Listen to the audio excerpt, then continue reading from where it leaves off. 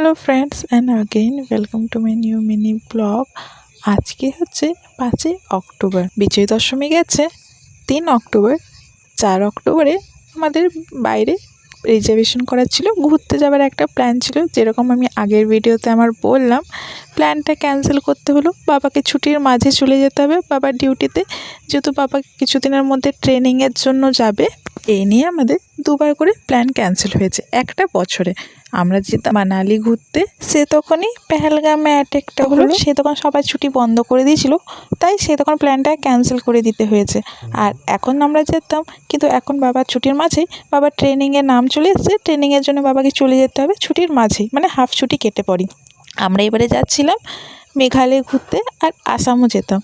তো রায় আন্টিরা আর আমরা যেতাম, তো ওরা তো চলে গেছে। ওরা যেদিন যাচ্ছে আমার মনটা প্রচুর খারাপ লাগছিল, তো আমরা আবার ক্যান্সেল করলাম সব টিকিটগুলোই।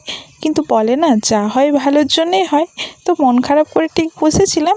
সেদিন ঘুম থেকে উঠে, আমার ক্লাস ছিল মর্নিংয়ে, তাড়াতাড়ি উঠে সব রেডি করছিলাম, অতক্ষণই শুনলাম কি কেউ আসছে। কে আসছে লাস্ট ভিডিওতে কন্টিনিউ করে তোমরা বুঝতে পারবে। অনেক কাছের মানুষ আমার, তো তাকেই আমি রিসিভ করতে যাচ্ছি। তাই দেখো কত তাড়াহুড়ো করে বেরিয়ে গেছি বাড়িতে সকালে পুজো টুজো দিয়ে পর।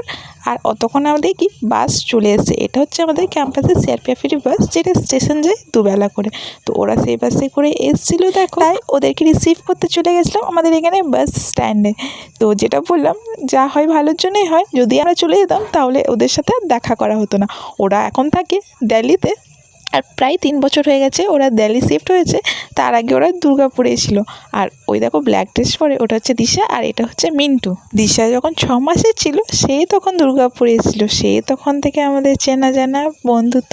আর দেখো এখন কত বড় হয়ে গেছে। ওরা দুজন নিজের বোনের থেকে অনেক বেশি স্পেশাল আমাদের জন্য।